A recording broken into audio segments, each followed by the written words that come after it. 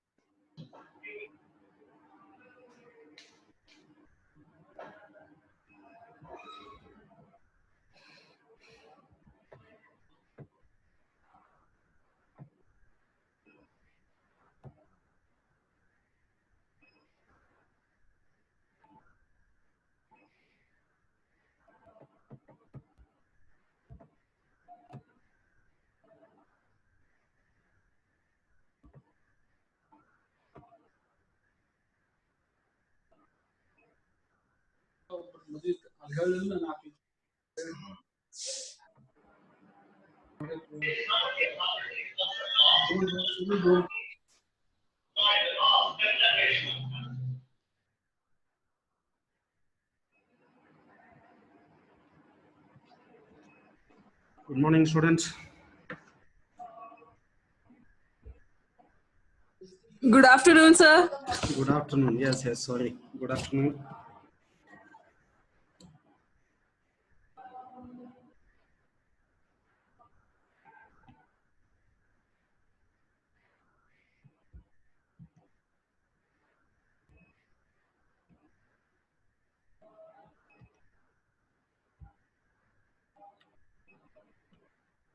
Okay, let's start with our next topic.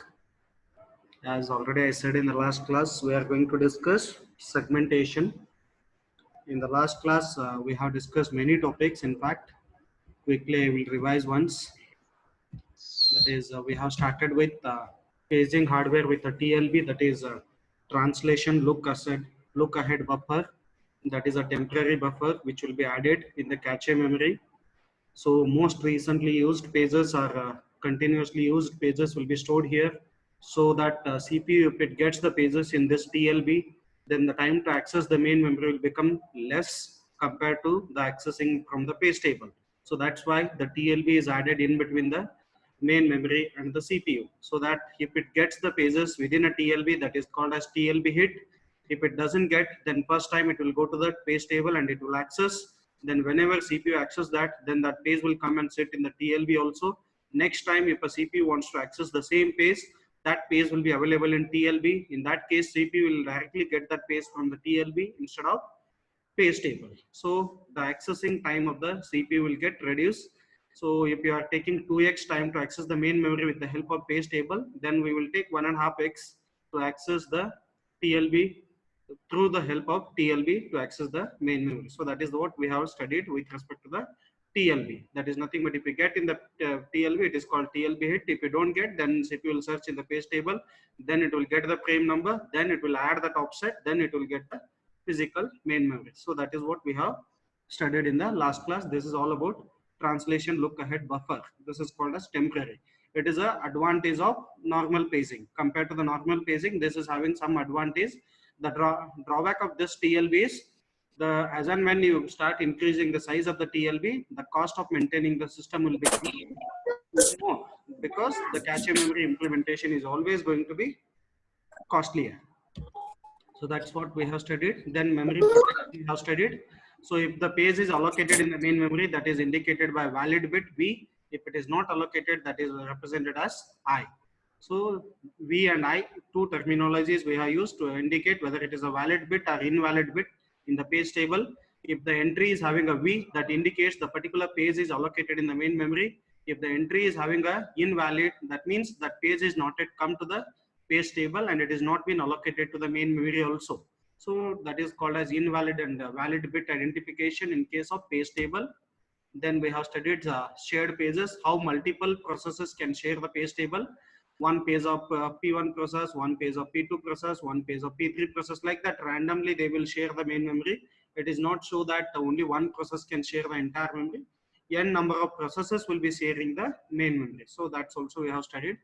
Then we have studied a multi-level or two-level page table. That is nothing but whenever you have more number of page tables, then maintaining those page table itself will become a hectic. In that case, what we will do is we will take one outer page table which can manage all other page tables.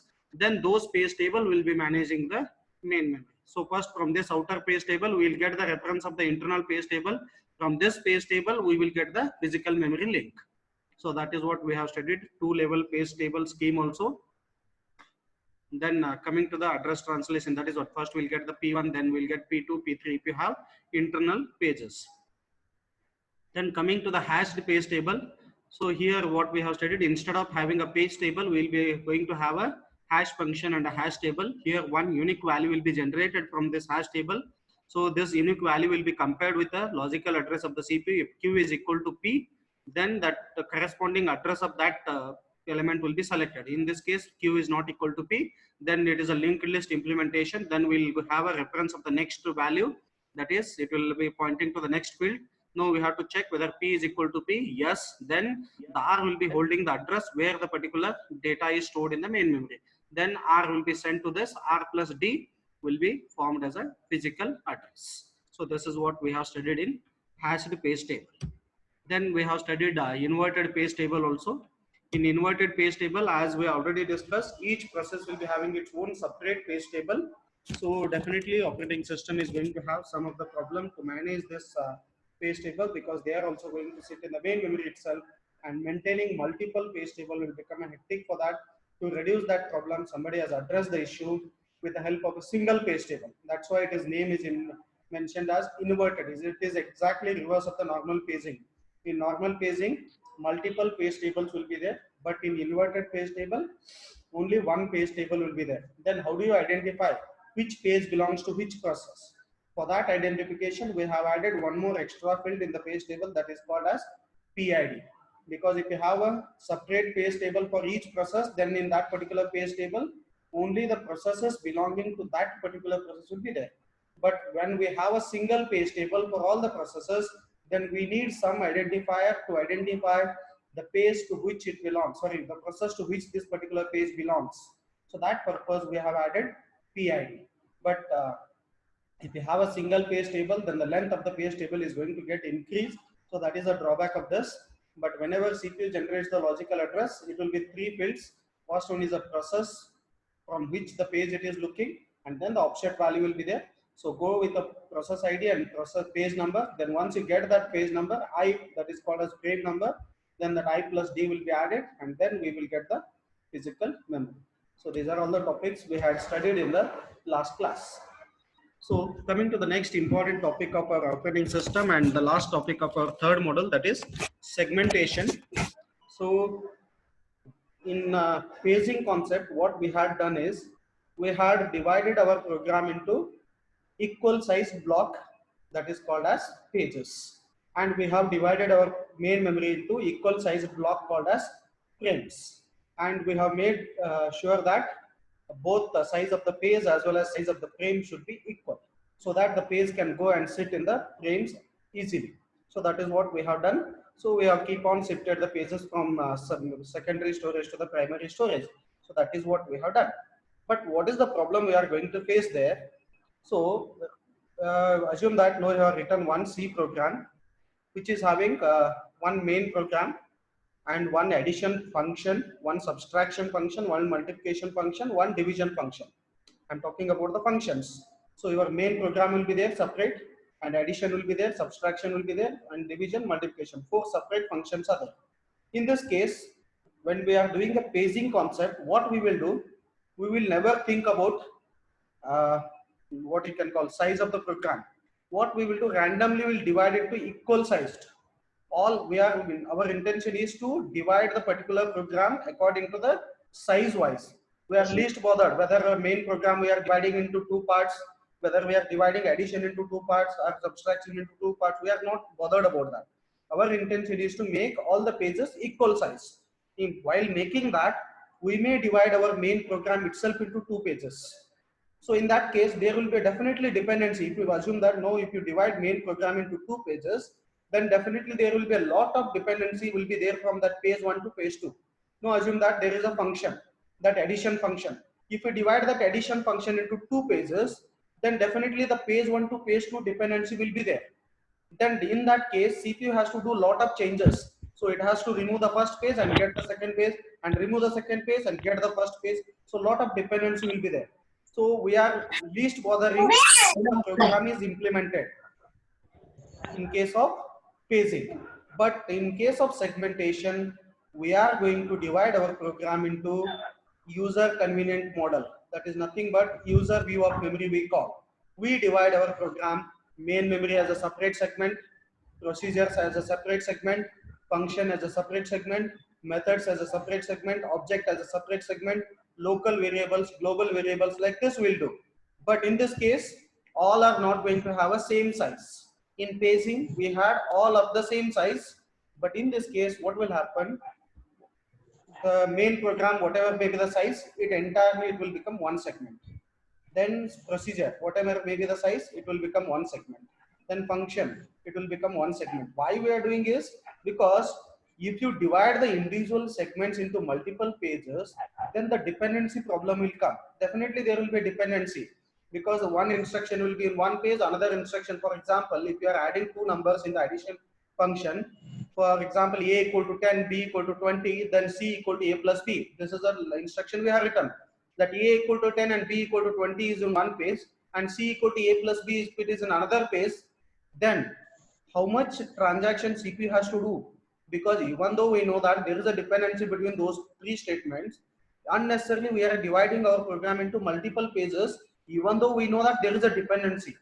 Because if we divide any function, definitely there will be a dependency.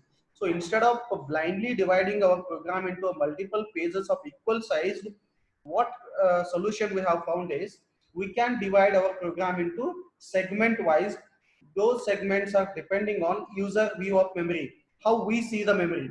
How we see, usually our program will be consisting of main memory, our program will be consisting of procedures, functions, methods, object, all these things. So based on that, we will divide our program irrespective of the sizes. Then how this implementation will happen, we will see next. Is it clear why we need to go for the segmentation, guys? Yes, sir. Okay. Then see here, that is what this is a logical address, that is nothing but our secondary memory. So here he has tried to divide subroutine as one segment, stack as one segment, symbol table as another segment, main program as another one, sqrt function as another segment. So instead of dividing our program into multiple pages, what he has done is he has divided our program into multiple segments. So dependency from the sqrt to the main program will be less. But among sqrt, if you divide the sqrt itself into two pages, then definitely there will be a lot of dependency. In that case, CPU has to do multiple transactions. So here, if you make like this segment wise, then the dependency between these two will be less. So that's why we have divided into multiple segment. This is how we see program, that is multiple view. So you see here, he tried to put that into a main memory. How he has done. This is one segment, second segment, third segment, fourth segment. Even refer the diagram properly. Each are having a different size. The size of the box itself indicates they are having a different sizes. All of them, they don't have a equal size. So that is going to be a problem, of course, but still we don't have any other option. To reduce the dependency among multiple pages, we have to divide our program into multiple segments, each of having a different size, so that our program maintenance will become easy, so that CPU can access effectively. See, for example, the first segment is loaded in the main memory, and next fourth segment is loaded, and these are two are free. Then second is loaded here, and third is loaded here. This is one sample example. Let's go to the next example. This we'll directly understand with the help of diagram. I'll directly go to the diagram how the segmentation works. So whenever it comes to the segmentation, it is your CPU is going to generate two addresses. That is the logical address we call, whatever this S and D. There also we called, there it is going to be P and D, that is page number and offset. Here it is going to be called as segment number and offset.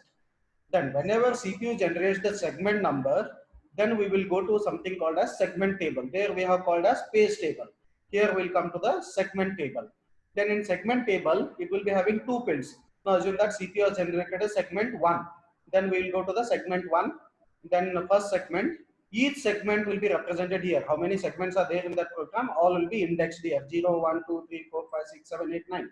So if you have 10 segments in the program, then it will be indexed. The segment table will be indexed from 0 to 9. Then each segment entry will be having two fields. That is, one is a limit and the one is a base. Both will be handled by the registers. Limit is nothing but the maximum address of that particular segment, and base is nothing but starting address of that particular segment. We will see with the help of example later. Base indicates that particular segment in which address it is starting, and what is the last address is legal to access is called as limit address. So one is a base that indicates starting address of that particular segment.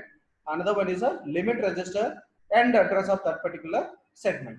Now if CPU generates second segment, then CPU will come here, then the same limit and base address will be there.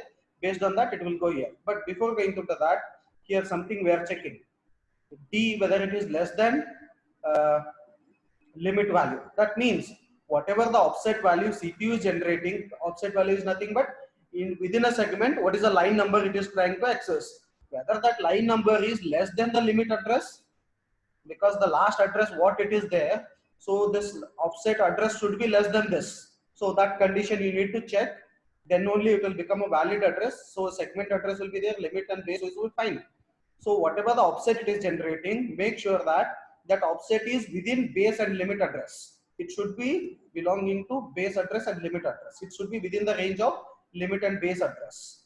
So that's why we are checking whether it is less than limit address. If it is yes, then take the starting address of that and go to that starting address plus this base address, sorry, offset, we will get the physical address. If it is not less than, then that is called as addressing error. We'll see example and then we'll come back so that it will be more clear.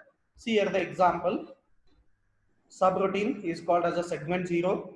Then sqrt is called as segment 1. Then main program is called as segment 2. Then segment 3 is called as stack 3. Then segment 4 is symbol 4. Then I said already segment table will be there.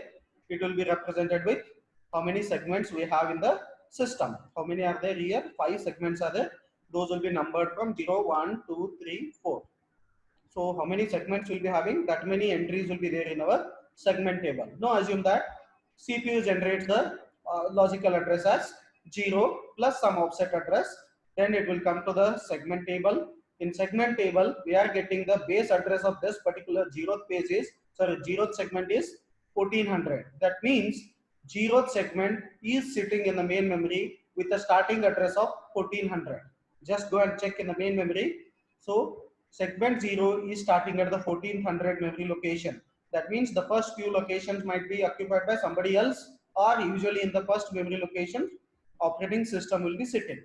So first 1400 is a starting address of this segment 0. Then when it is ending, what is the limit address?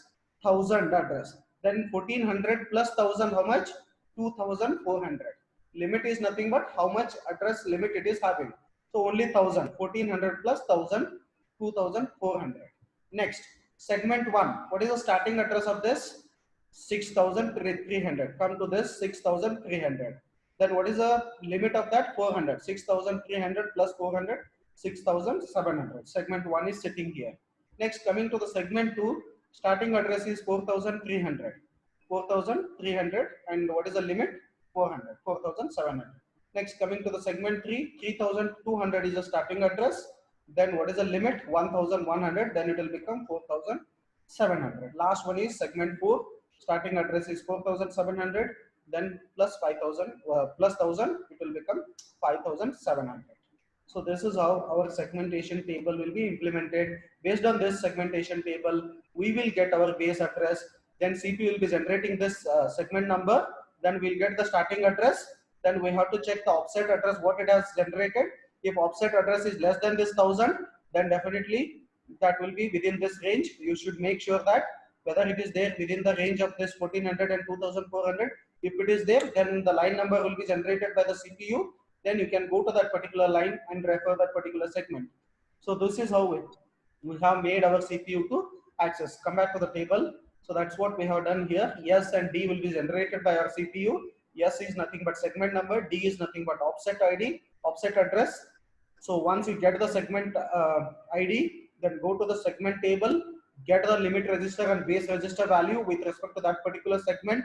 Once you get that, check whether that limit address belongs to, whether it is less than limit. Yes, if it is less, then you can add that base address plus D, then you will get the physical address where the particular segment is stored. So that CPU can easily access. If it is not, then that address is called as addressing error. For example, if the here the limit address is 1000, if the CPU is generating 2000, then that is nothing but 1400 plus 2000 will become how much? That is to 3400. In that case, there is no data within that. It is going out of the segment. It is going for some other segment data. So that's why it is called as segmentation error, because when we are targeting segment 0, then segment 0 base address plus whatever the limit is there. So this offset should be within the range of this base plus limit address.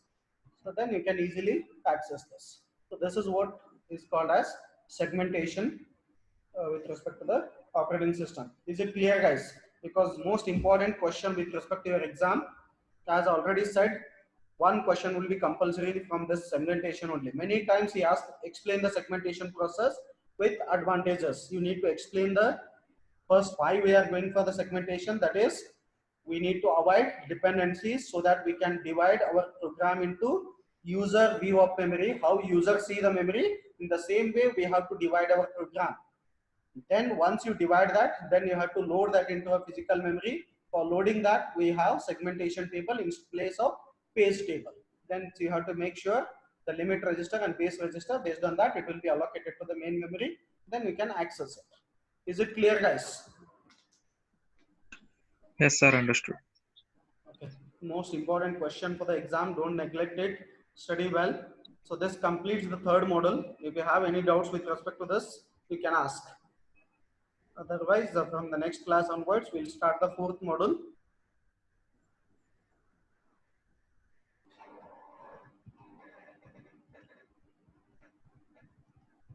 Definitely one question will be from that continuous memory allocation, that first bit, best bit, worst bit, all those things, and then fragmentation all together will be one question. Then from paging, all the methodologies, many we have studied.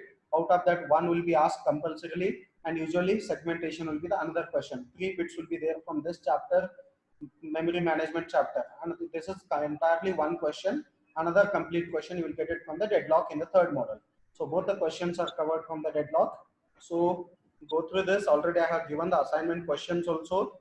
Try to solve them. I hope you have got answer for all the questions. So if you have any queries with respect to the third model, you can put question to me in WhatsApp. Either you can give a call. I think notes I have shared for the third model. Guys, whether I have shared the notes for the third model or no?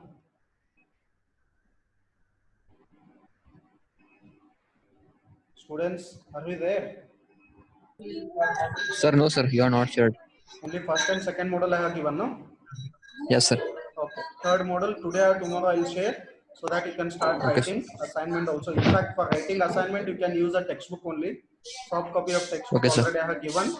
So for your preparation purpose, I will share the notes also.